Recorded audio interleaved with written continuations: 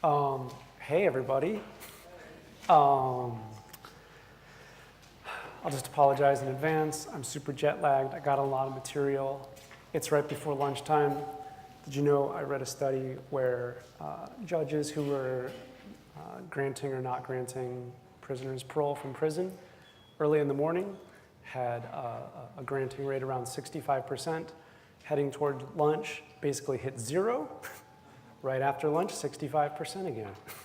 So the lesson is we need to take more breaks and eat snacks. And I know this is right before lunch, so I'm going to try to keep the energy high and keep going.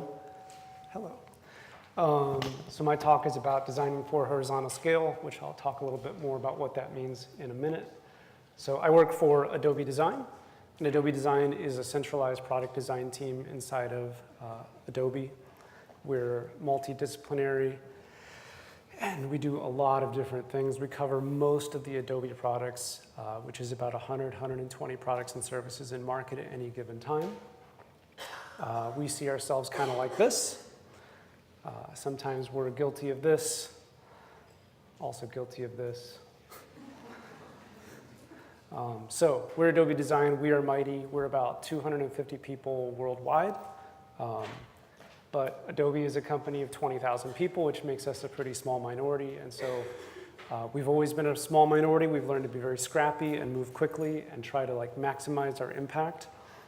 So today I want to talk about horizontal scale. When people talk about designing at scale, normally it's 40,000 miles high and very narrow. The kind of design that my teams engage in is horizontal across, again, 120 products and services, and trying to bring all those things together from a brand and experience standpoint, which is where the tilting at windmills slide came from. So I oversee a few different teams inside of Adobe Design. The brand team, we make all the logos and all the instantiations of brand inside of our product experiences. The icon team, that's pretty self-explanatory. And the group that's responsible for interface guidelines, which is called Spectrum. So talk a little bit about brand first, because we're all here to talk about UX, so I'll be a little different. This is the first computer I ever had. It's a TRS-80. It came out in the early 80s. Has anyone ever used one of these? All right, that's kind of surprising. I've been using creative software on computers since there was such a thing, and Adobe Photoshop since there was such a thing. So working at Adobe is really awesome for me. I never thought when I was a teenager using obviously a paid-for version of Photoshop that I would be working on these products. And I've always enjoyed the splash screens. The splash screens are really cool because when you bought early versions of creative software, the box would be really cool and it'd have all these cool mock-ups of all the stuff that you'd make. And then you get it home and you'd be like, shit, I can't do anything with this. And the thing that's always been cool about Adobe Splash Screens is that it's a promise, right? It says, you can make this with this thing. We made this with this thing, so you can make this with this thing. I mean, maybe you can't, but if you work really hard, maybe you can. And over the years, they got more and more creative, kind of culminating with this, which was CS, CS2. You got the feather for Photoshop, and I think the butterfly is InDesign. It's been a long time, right? And that's a great brand system if you've got 4 to 6 products. And then this happened, the Macro-Adobe merger. Adobe bought Macromedia, and overnight, Adobe went from having 4 or 6 products to more than a couple dozen. And butterflies and starfish and feathers don't really work when you have a few dozen products. And so this iconic mnemonic system was born. I was in design school when this came out, and I hated it. Wow, how derivative. The periodic table of elements, how lame. But I have come to appreciate it over time as a pretty elegant solution to the problem these designers faced at the time. And of course, then the splash screens lost all their love. They just became, visual extensions of the iconographic system. And then CS4 came out, and of course they have to be differentiated, so we just kind of flipped it inside out. And this is where I come into the story. I started working at Adobe in 2008, right after CS4 came out. I started doing some of the tail-end production of CS4. I'd been freelancing for a few years, and I wasn't used to being up in the morning, so I didn't know I'd have to take a picture when I showed up, so this is the first Adobe idea I had. You can see I'm a little hungover. This is one of the first things I did at Adobe. These are the CS5 system, and I love these splash screens. One of the main things I wanted to do was just kind of bring some love back into it and a little bit of expression. The icons, I'll admit, are a little weird, but we kind of had this idea about folded planes, and it made sense, and they have to be differentiable from the previous versions because everyone had like CS3, CS4, CS5 all loaded on their system at the same time, right? Then CS6, we started building out a bigger team. We started being more ambitious. We were like working in some of the marketing images to the splash screen. You know, doing like 20 of these is a really, really intense amount of Photoshop work. And if you're Photoshopping the Photoshop splash screen, you need to Photoshop it really well. And then this happened. Adobe decided to move from selling boxes of software, as we all know, to having a perpetual model where it's always all up to date. And that kind of broke our stuff. I drew this logo. That's probably like the single biggest like one piece of design like I'll ever do. It's a pretty elegant logo. At the time, our CTO wanted to call it Creative Cloud. I said, let's not call it Creative Cloud. And then he said, make us a logo. And I did all these things that were kind of abstract. He said, none of these look like cloud. And I said, well, you know, it's called Creative Cloud. You get the cloud for free. And he said, yeah, it's great. Make it an effing cloud. So I made it a cloud. This is sort of the creative offering at that time. And this is right when Adobe started adding like a lot of products, and I started learning about like how to make a brand system extensible or not extensible. And the way we solved the problem was by creating product families. So we had the creative at the top, and then we added in these services and mobile apps, so they got like a slightly different treatment.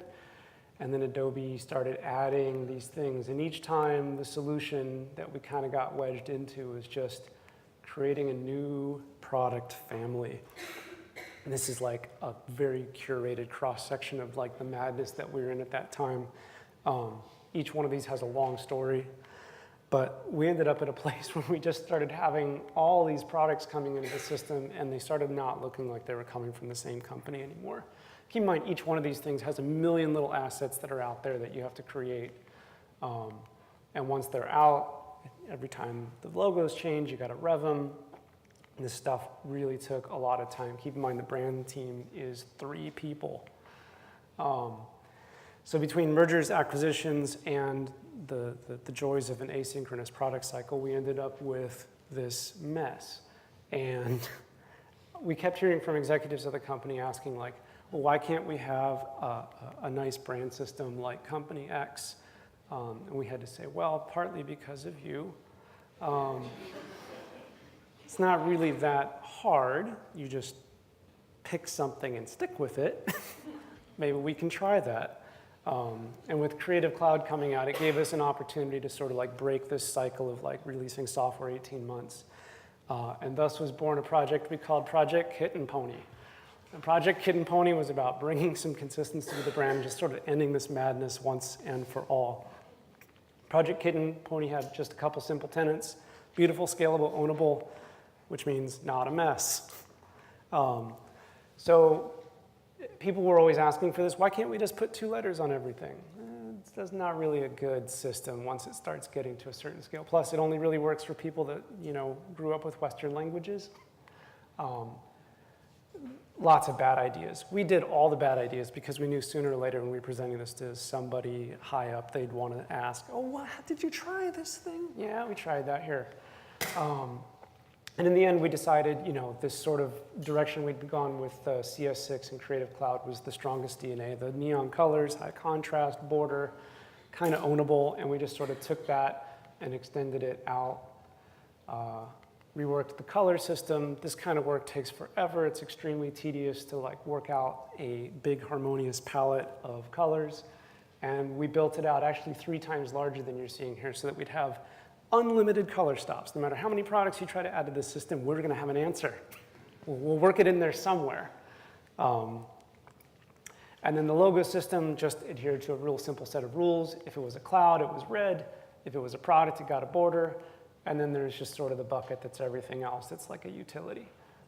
And we decided to only use figurative marks going forward for anything that wasn't you know, a marquee existing Creative Cloud desktop monolithic product. We had these 3 clouds at this point: Creative Cloud, Marketing Cloud and Acrobat, which became Document Cloud, and we took this opportunity to redraw all those logos. The Acrobat symbol, we really tried a lot of stuff with that. You can see there's, this Acrobat symbol looks fine until you stare at it for a while. It's actually pretty clunky. And we spent a lot of time redrawing it. In the end, it looks really similar, but boy, we really do go down the rabbit hole when we do these brand exercises. We did probably 1,000 versions of the trefoil before landing on that.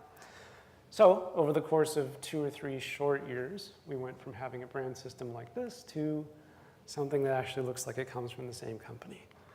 And the logos now, they're all drawn from the same stuff. We have a thick line weight and a thin line weight, and we make all of our logos out of that. It has withstood the test of time, even though we've added more cloud segments and the product offering has grown. Again, this is a curated view. This is maybe half of the things that Adobe has. And yeah, it all looks like it comes from the same company, basically. And it's survived 3 or 4 years of new products until just recently when we decided to put 2 products out in the market at the same time with the same name. We'll have to loop back on that one. So, icons. I want to talk about icons for a minute. I entered this job thinking that I knew something about icons because I've been an experienced designer for a long time. These are some icons that I drew in the year 2000. I would draw your attention. Does this laser pointer work? Oh yeah, look at that one. Perfected. Desert Chrome, pretty good. This is for a financial services product for people that do lots of auto loans. Pretty exciting stuff. Then I began managing the icon team at Adobe, and I found out I know nothing of icons. So who here has been using Photoshop for at least 10 years? 15 years? Damn, 20? All right, you, sir, can I put you on the spot? How many icons would you say there are in Photoshop? 200. That's a pretty common guess. Some people guess 50, and I'm like, really? Yeah, the actual answer is 1,400. That's not assets, kids. That's metaphors. That's base icons, and there are 700 cursor states. Those are rendered in light and dark, 1x, 2x, and 3x, in bitmaps the old-fashioned way. Here's a sample asset count of a few big desktop creative products at Adobe. It's a pretty staggering scale of problem. And then you extend it across the whole system. It gets pretty wild. Last time I did a check on our Dropbox, the icon team, this counts deliveries and like source files, but their Dropbox is getting close to 300,000 files in it. That covers lots of versions too, but still, that's pretty wild, right? Also, this team is amazing. Like the brand team, they are small and scrappy. There's only 5 of them. They do all their own processes. It's like, if you've done like 15 or 20 icons, that's like one thing, but like delivering 1,400 is totally a different scale. So we have to build all of our own tooling, processes, scripts for this stuff. To do something like Photoshop takes one designer 1 year. Luckily, we don't redo all the icons in Photoshop very often. Also, that team is all German. So, next step in the story is San Francisco 2013. We've got the brand in shape, we've got the icons in shape. Now it's time to turn our eyes to the experience itself. And my team, Adobe Design, has been tilting at this windmill for a long time. I dug this out of the archives. This is somebody's idea of what Premiere should have looked like, I'm guessing in the year 2008. You can't see it on the monitor, but there's a lot of these like 45-degree hash marks that were really popular in the late 2000s. Obviously, Premiere does not look like this today. And part of the problem is that Adobe has all these products and services, again, like 100, 120 of them, and some of them, like Photoshop, are over 25 years old. And to have a code base that's even operational after 25 years is kind of like a Mount Rushmore, like design achievement, or engineering achievement. But they're all built out of different stuff. So we started with an audit. This is sort of the state of the world in 2013. Good old Photoshop. I like cats. Adobe Photoshop Lightroom. Nobody knows it has Photoshop in the name, but it's in there if you look.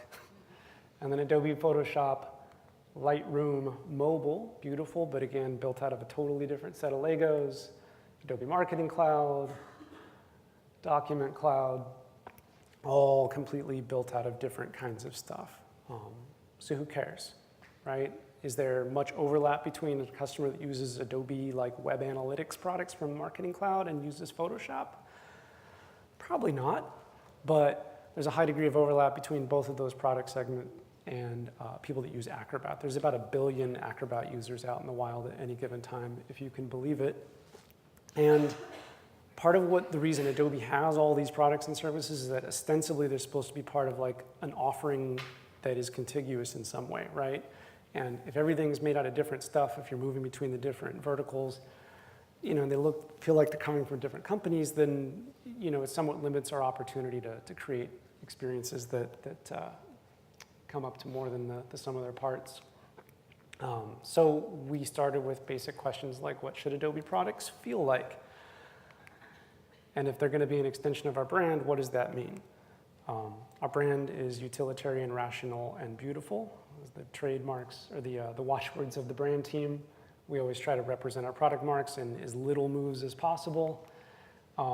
And most importantly, Adobe products are about your content, not ours. They tend to be very complex tooling with a lot of paneling, and we felt like, if nothing else, if we could just reduce the amount of visual clutter, then that would help bring some order to the products. And so we began by doing the kind of like bullshit pie in the sky, look, I redesigned Photoshop. No, you didn't. Kinds of exercises that I'm pretty critical of. But we just used it as a chance to like kind of test out like systems of hierarchy and see like how much we could take out before it breaks. And Photoshop and some of these other desktop products are pretty complex sets to sort of like start playing with this stuff. And then we extended that thinking across all the other major desktop products. This is just a couple of many dozens of studies that we did. We wanted something that would be at home anywhere. Obviously, the idea that people are going to be using stuff across multiple services is not a very controversial idea at this point. And of course, the Germans wanted a unified iconographic language. It really irks them that they have to like render the same metaphor in totally different styles for arbitrary reasons. On the left is iOS, in the middle is something we'd use for desktop, and on the right is like consumer, because consumers have to be more illustrative for some reason. It's never been defined. They spent about a year working on this language. It ended up landing in pretty much the same place where Material landed, and we were working on it at the same time. And I think we must have been working on similar goals. One of them is we wanted to get away from using bitmaps, and so we were looking for something that was hefty enough where it could scale well, and if it got rendered at small sizes on low PPI screens, it would like not look a total mess. You could still kind of tell what was going on. We started working that into like larger and larger patterns, looking at paneling and workflows, and then after about 6 or 7 months, that rolled up into our first style guide. It has all the Lego pieces that you need to build Adobe experiences. We partnered early on with our accessibility team. Adobe's got a really awesome group of accessibility professionals, and everything from contrast ratios to keyboard fallbacks and everything else. We made sure that everything we were building was usable and that we could bank on it. Brand voice is a big pet peeve of mine. Adobe's traditionally not been very good at this. I'm happy to say we have 3 full-time content strategists on my team now that are working diligently night and day to solve this problem. And in general, we just wanted to do simple, done awesomely. And this is something I always joked about, and now it's kind of the motto of the team, which is just me cribbing from Dieter Rams, really. But in practice, right, like if we're going to have a language that's like super reductive, we wanted to have some nice little moments of delight. You know, the humble checkbox, it's binary, it's off, it's on, but there's a nice opportunity to do some things in between. Likewise with the radio button, we can play past the potato. And then the slider, cribbing off of the radio button. And if you're gonna have a slider that's just like a circle on a line, I feel like it's gotta be pretty good.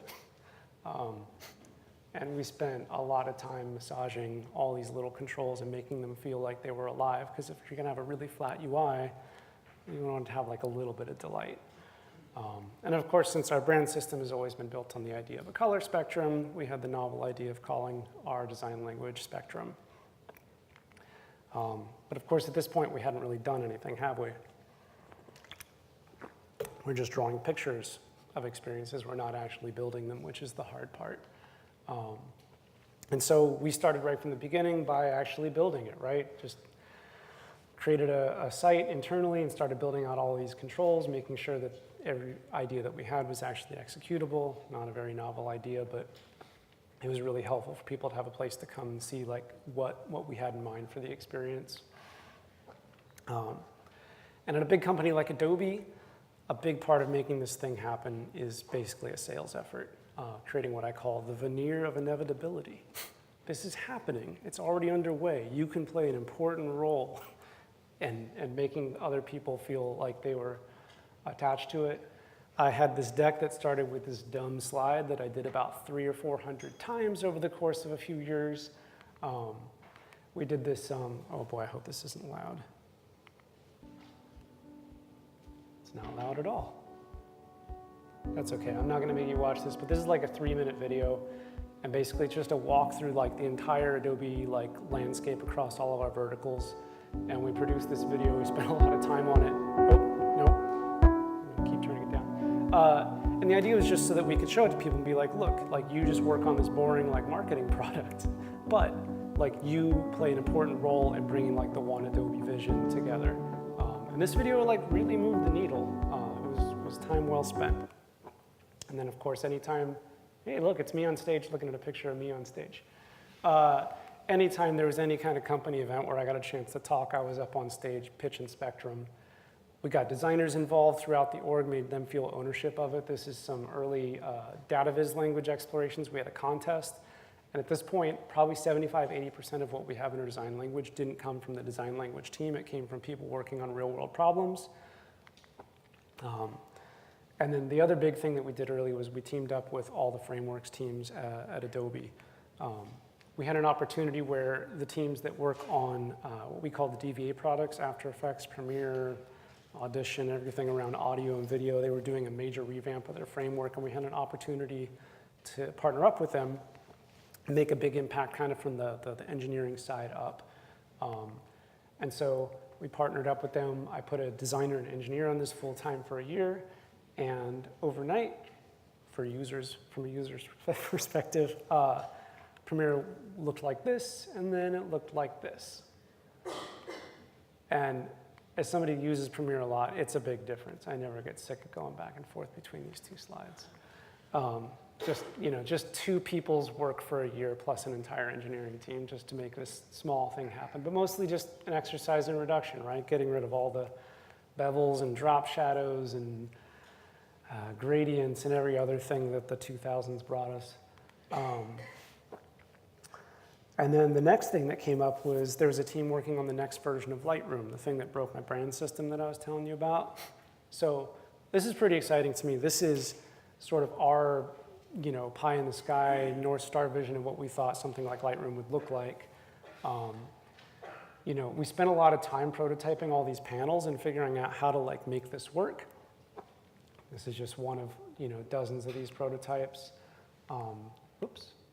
And then this is kind of a later prototype where we'd started to refine this stuff and figure out how to organize these panels and make them work well. And long story short, surprise, surprise, like the actual shipping version of Lightroom, the new one, ended up looking a lot like our sketches, which is kind of miraculous. And all the differences between our sketch and this thing is the hard work of like lots of designers over a few years figuring out how to like really work the nuance and like figure out how to bring something as complex as Lightroom to life.